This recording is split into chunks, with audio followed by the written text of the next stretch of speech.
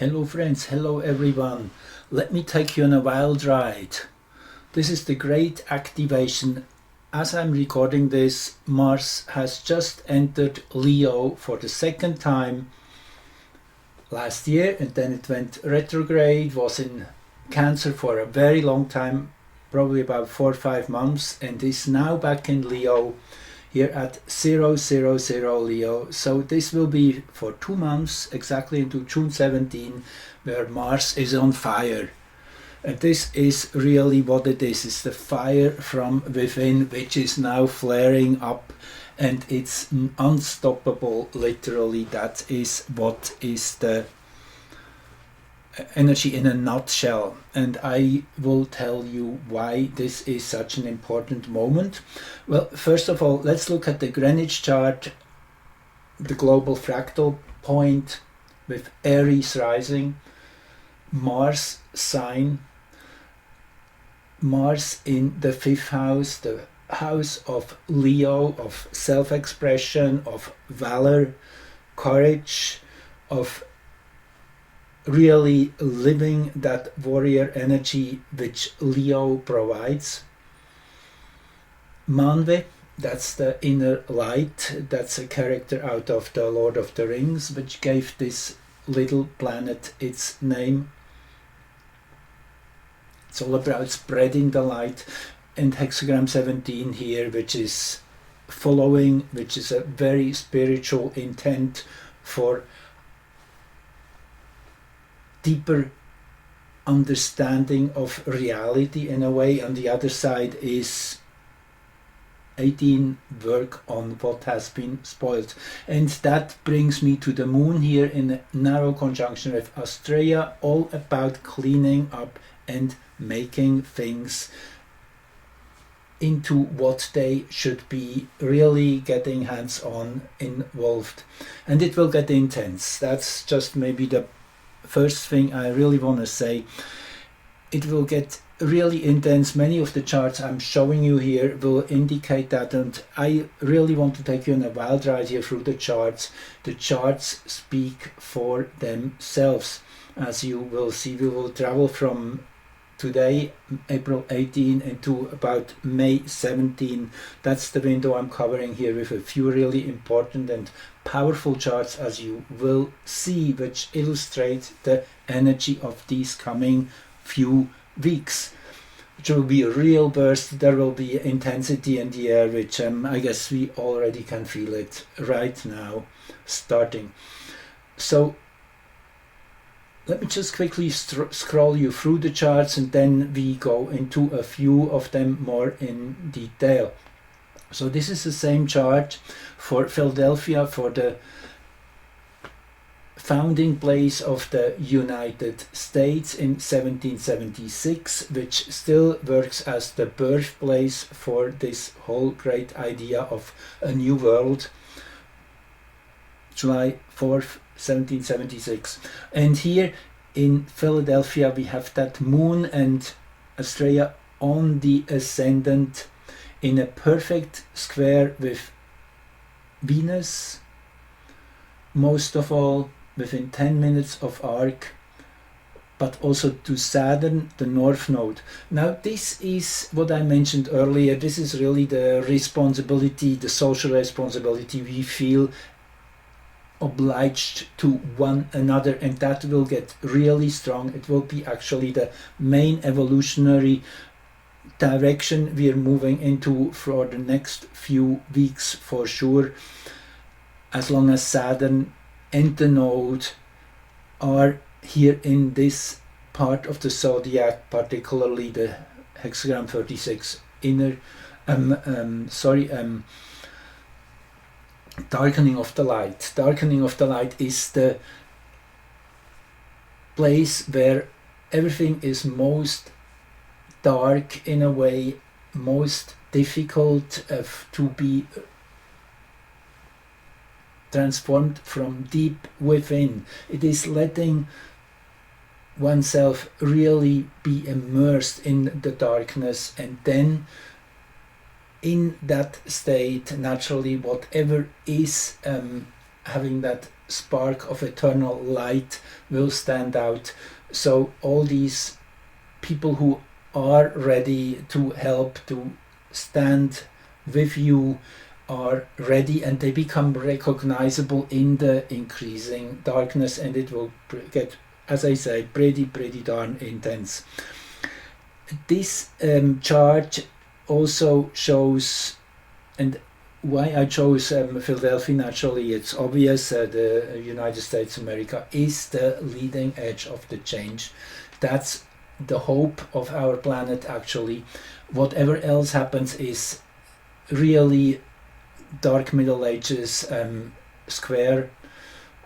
It's, just think of England, where it's now not even anymore, you're not even allowed to show any religious intention, even in your private home, things like that.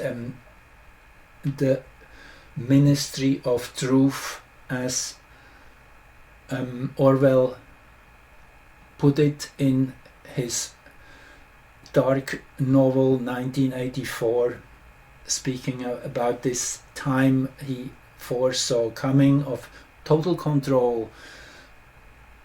And we are definitely there. I think it is necessary, obviously, that things get that intense. We as a global population have to be pushed into these darkest corners to finally get the kick and not react emotionally, but very intelligent, but from a place of valor, of courage, of, as it's now happening, that fire from within which can't be held back any longer. And with that moon here and Astrea right on the ascendant, with with Huya here too. Huya is the one which is related to the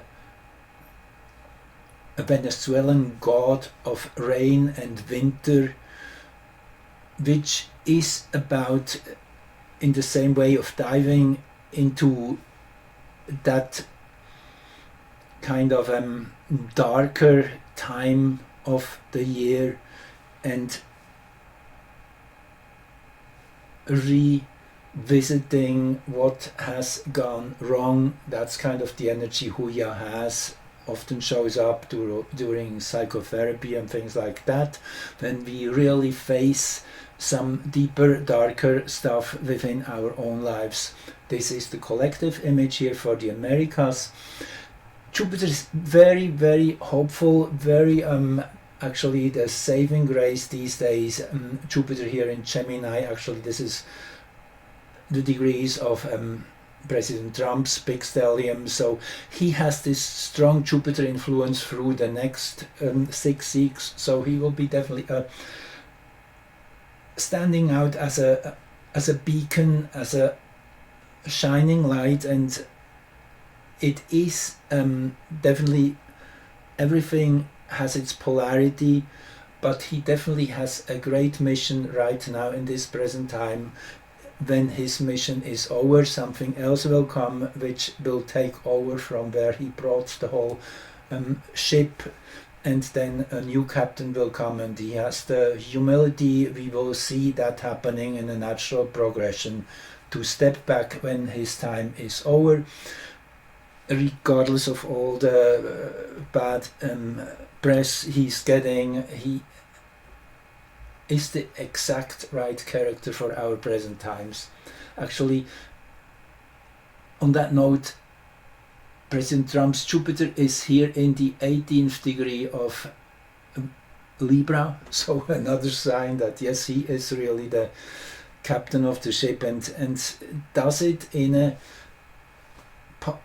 patriarchal way, but as you probably all agree with me, in a very heartfelt way. And whoever is still not seeing that is just blinded by this TDS, as they call it, the whatever. Yeah, you know that syndrome. I forget the word. Anyway, so this is a powerful chart, particularly for the Americas. As Mars is now entering Leo, over the next few days it will naturally square oppose the Pluto. The Sun will come into square, and the Moon also will come into exact alignment, as you will see here in my next chart. And this is actually really a very rare alignment. Mars 112, the Moon 112, the Sun 112. This is to the minute exact of the waning half moon on Monday, Easter Monday. Perfect Moon Mars opposition squaring the Sun. This is very explosive, particularly so as the dark moon, some people like to call it Lilith. It is the place where the moon is farthest away from Earth. It's actually the central axis around which that spot wavers, where the moon is exactly farthest away. But it is that core of the shadow, and we are getting into that just a day or two after, on the 22nd. But before we get there, just want to show you two charts which I did cast for this same moment, because this is such an intense force of Martian energy, and with Pluto naturally here being the one which is coming in on that more collective level. Mars Moon is kind of more of a personal, I would say an emotional experience, whereas Pluto adding to it shows that it is the same happening for pretty much everyone, and it will become a collective wave. Not even mentioning Haumea here at 210 in Scorpio. Haumea, the Kuiper Belt object, which was named after that Hawaiian fire deity who is supposed to be the creator of the whole archipelago, kind of that volcanic energy of building up till a new continent arises, of renewal, of renovation. So there's lots and lots in this big grand square, as you will see.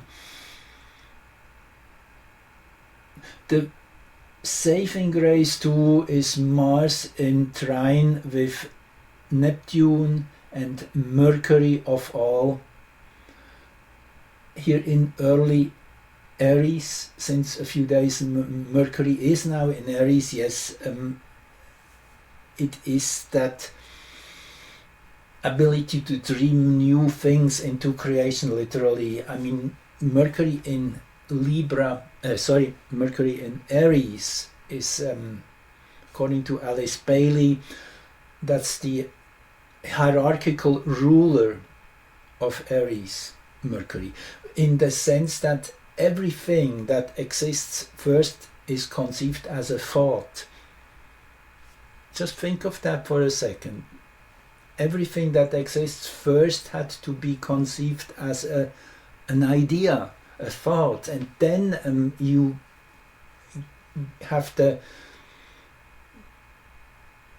vision, and the energy arises which will allow you to travel the whole long path towards manifestation of that idea. That is then the next step up. First comes the divine spark. So this trine here definitely speaks for that, with Setna in the middle, and the information out of the vaults of history. Setna, the big revealer of all those hidden mysteries, coming back from an 11,000 plus year orbit, having all that wisdom within her, and now in the sign of Gemini since a year or so. all of that comes to the surface, is shared, is opened. All the books are open now, all the information is really available. Disclosure has already happened, as we know. It's just a matter of the bigger population to catch up with it. And you see Uranus here at the root of this chart, as we have seen with so many charts this year. Just his, actually as a reference point, I really like to have this chart of the Sun's ingress into Capricorn on December 2024. Here it is at 00 Capricorn as the birth of the year. Also with Uranus here exactly at the source point, which shows that this is really the big year of renewal, of rebirth, of an electrification in a way. A spark is set afire, a fuse is lit. That's kind of the energy I'm getting. And naturally with the snake here being the year of shedding skins, this is exactly what is happening in an accelerated pace. Now look at that. I just for the argument's sake, because I'm curious, I did that same chart for Mount Etna in Italy, and here you have Uranus exactly T-squaring the ascendant descendant, just as a little food for thought, as according to the big prediction by Edgar Cayce, Mount Etna and Mount Pele will be active at the same time, as a sign that some really big earth changes are due. So this is very possible that this alignment sorry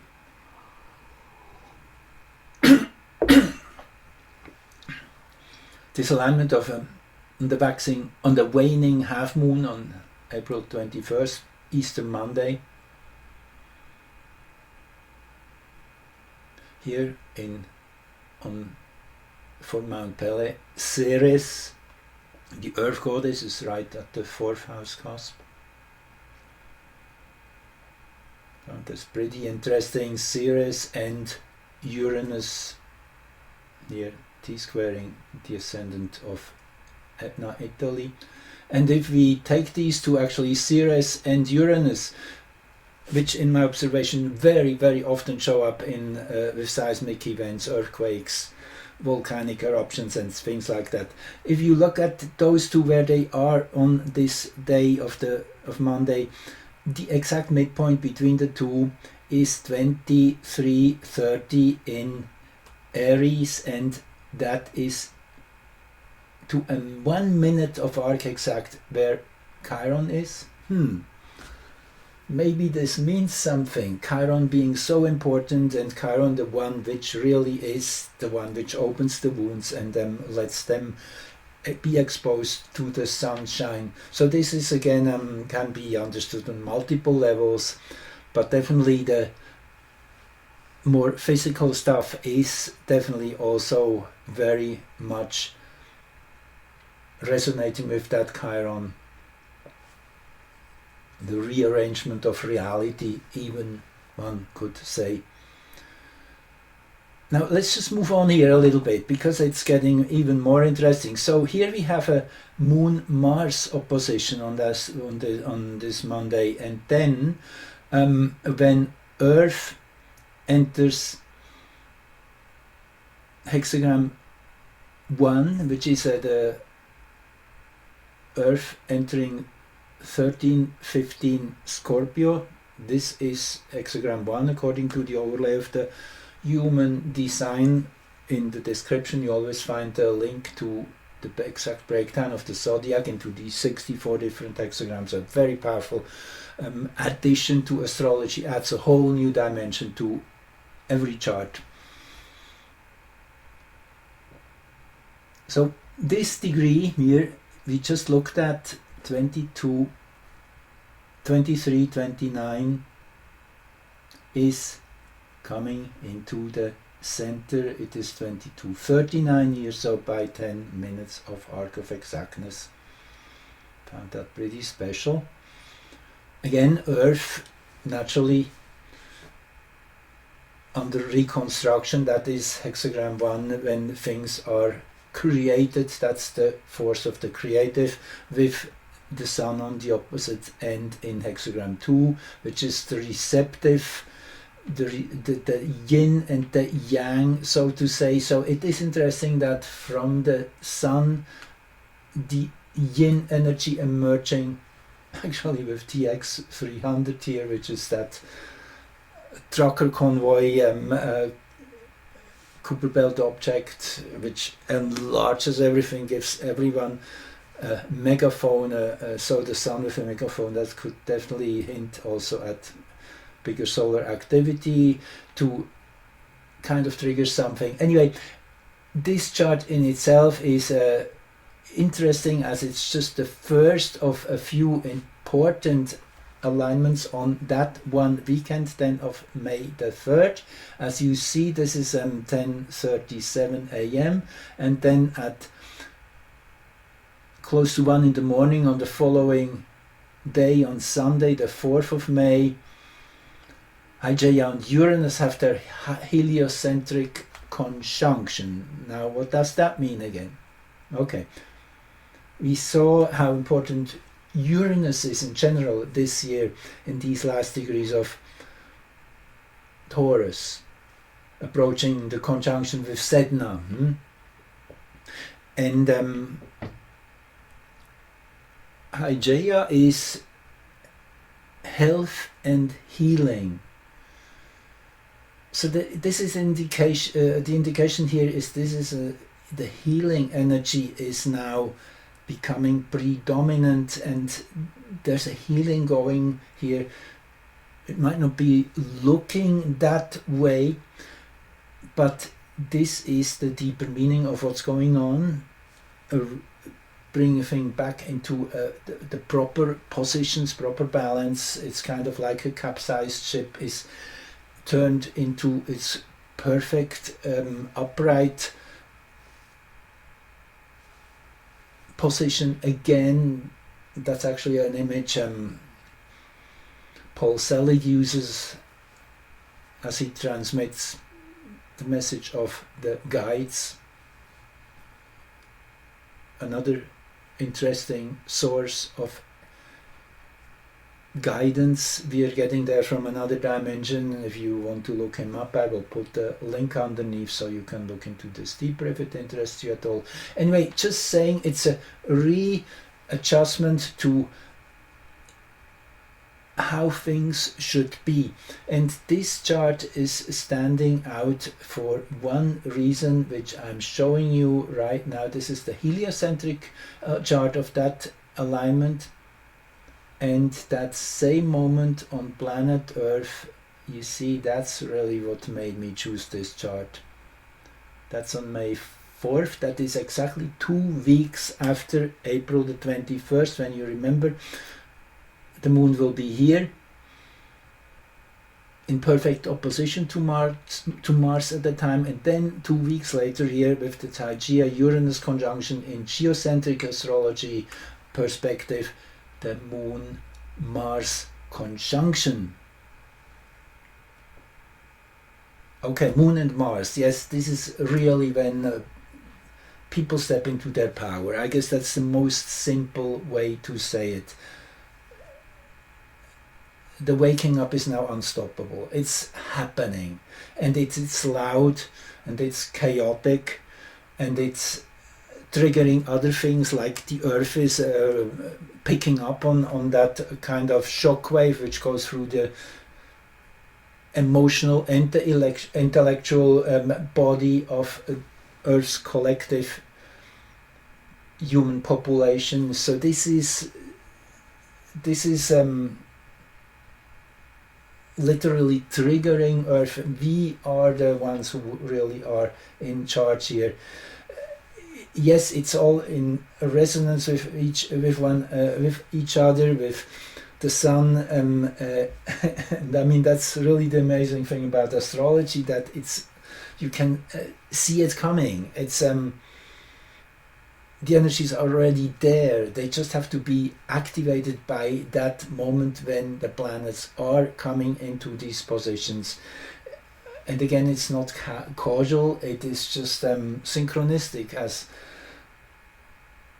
Carl Jung put it. I guess he was the first one to really see that. If there's different clocks on the wall in the same room, they all show the same time, and they're not casual related, that one causes the others to be at that position. They are responding to a higher frequency which is behind everything. That sacred geometry which comes out of the quantum vacuum, which is basic goodness, or as Oracle Girl Jacqueline Hobbs puts it, the divine presence. It's what binds everything together in this universe, this source of oneness, source of intelligence, of universal intelligence, which is the condensation point for everything to come into physical appearance. And I mean, this chart is really, really beautiful in many ways. Just look here at the part of fortune in exact conjunction with Mercury. That's yet another aspect of that healing which is taking place. It is exactly as I say, the mental realization of what is. Yes, that is which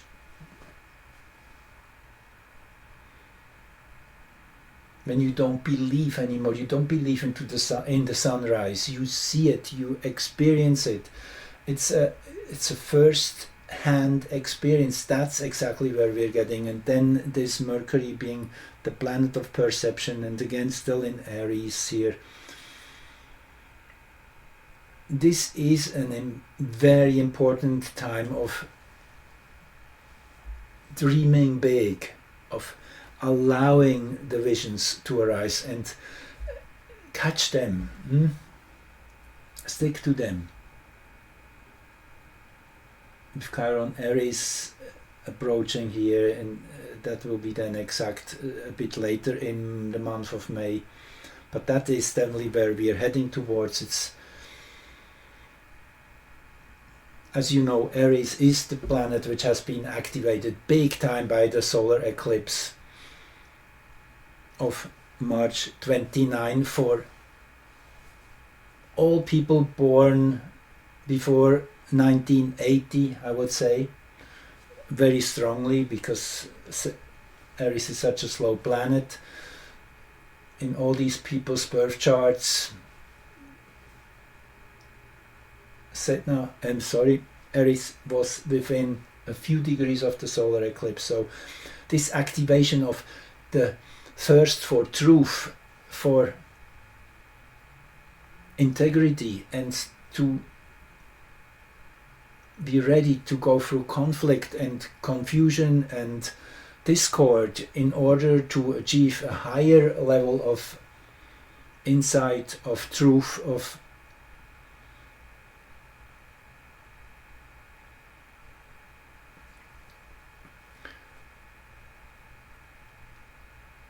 knowing.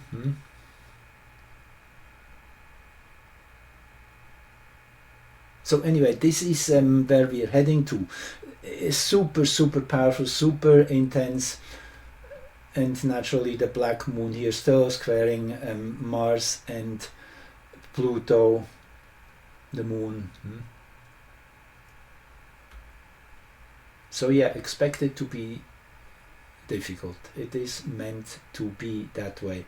Now we venture back a little bit to where we are right now. As we were speaking so much about Mars and Ceres and such, so just around the corner on Tuesday, the Mars-Ceres opposition that's just it's a little hard to see the sequence here. Let me just go back to this one here. That is the one just the day prior, that one with Moon, Mars, Sun, T square. That great activation of Easter Monday is followed on Easter Tuesday by the heliocentric Mars-Ceres opposition, which is that activation of the Earth, in a way, of Earth goddess, the one which brings nourishment and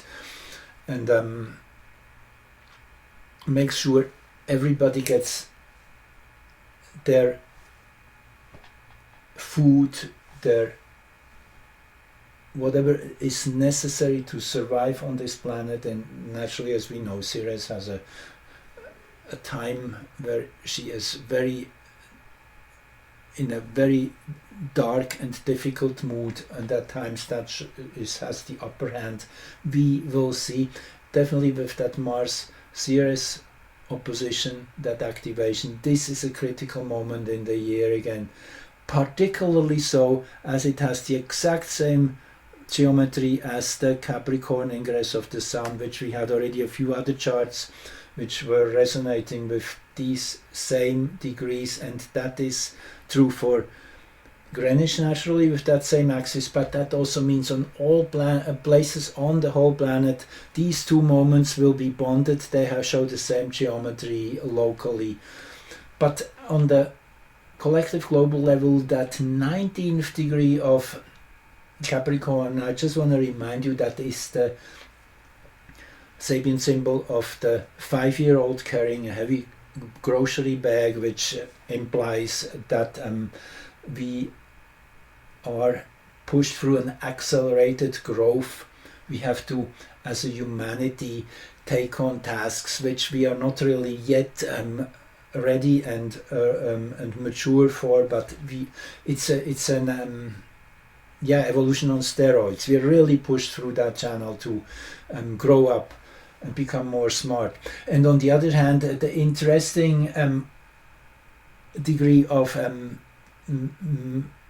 marriage ceremony, of marrying the polarities, bringing them together, and that is yet to be fully experienced. This will be part of the upheaval which is coming, that we are really called by our heart to help one another, helping your neighbor, regardless, even if he's having another political or whatever racial signature, to really breach those lines of division. That is what humanity will be pushed into. It is a necessity at this time coming in these 2 next months, which will be difficult. I'm not hiding that, and I also don't want to make you afraid. We will be exactly at the right moment, at the right time, in the right place. That much can be said for certain, regardless of your personal contribution in this great transformation. So no fear, please. This is really about seeing the bigger picture and also being grateful for having arrived at this point, and grateful for whatever the mission is we personally play in this great drama.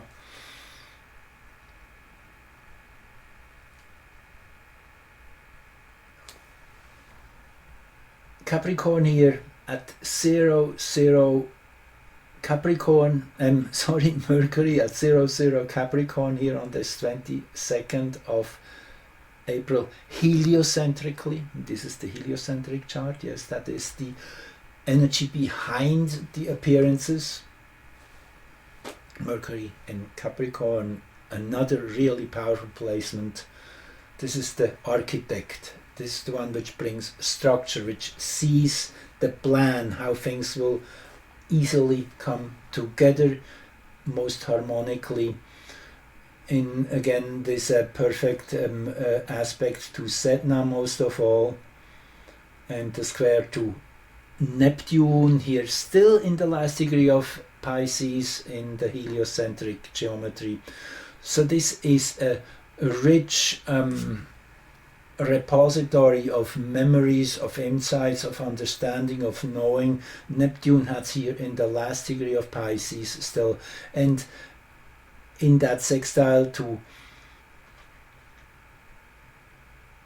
Sedna, this is a beautiful combination of the old and the new, of the deep and the mysterious, and all here in that square and in conjunct, which is both challenging aspects in a way. Mercury is challenged to integrate these energies into a new approach. And yes, so this is a real recreation moment we see here in this chart, at least the spark for it, the seed for it, not even mentioning AW197, which is the art of war,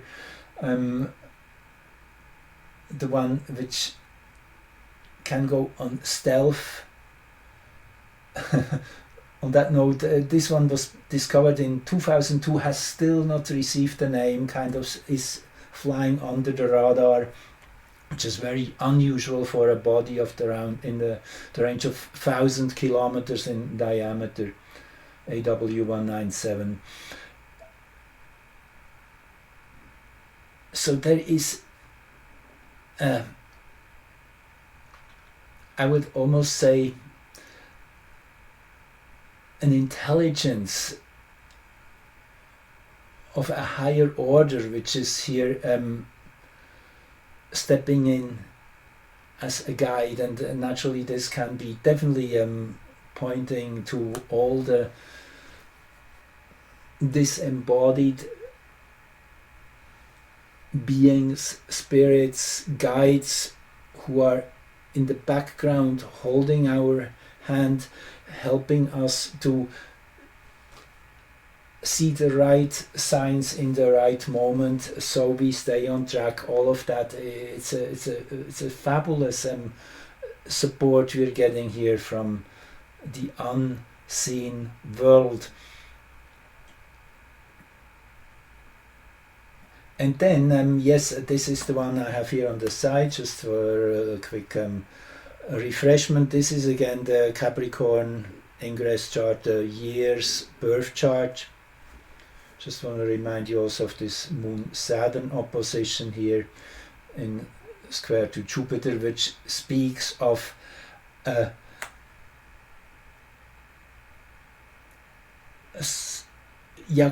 quite a harsh experience of emotional sobriety and coming to terms with a reality which might not be that easy to wrap one's mind around at first. This is the theme of the year here,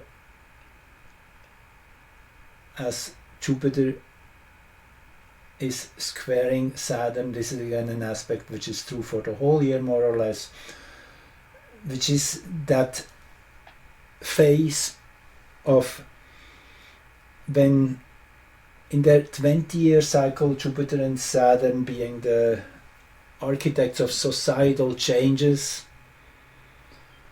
2020 was their conjunction, which kind of set the stage, rolled out all the narratives, and now with the square kicking until 2030. And this year is really the initiation of this new direction. As I showed you, the exact square was by the end of February.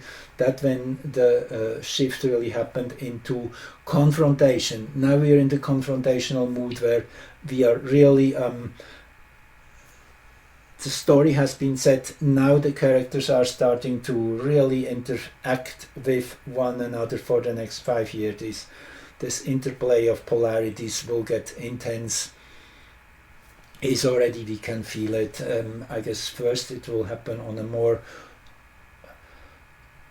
more crude level of prying things into the right direction, and then there's an adjustment over the years coming to make this more of a multi-layered, more refined, on all the different levels of expression. This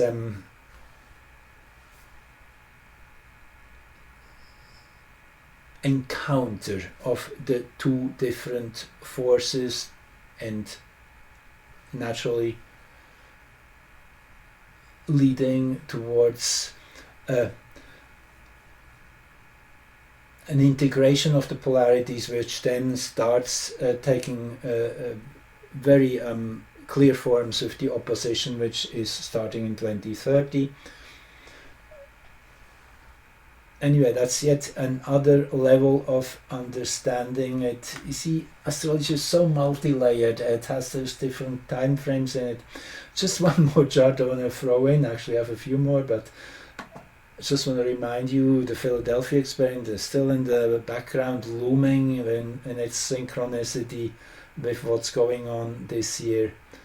That 19th degree Capricorn, for whatever you think of this or feel, maybe this is pure coincidence, who knows. Just two more charts quickly. I know I have a hard time stopping.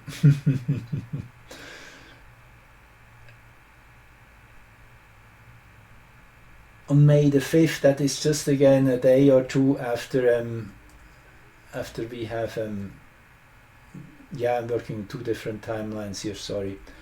But when the lunar nodes and Ceres conjunct each other, where is it here? Here, lunar node, exact, conjunct Ceres.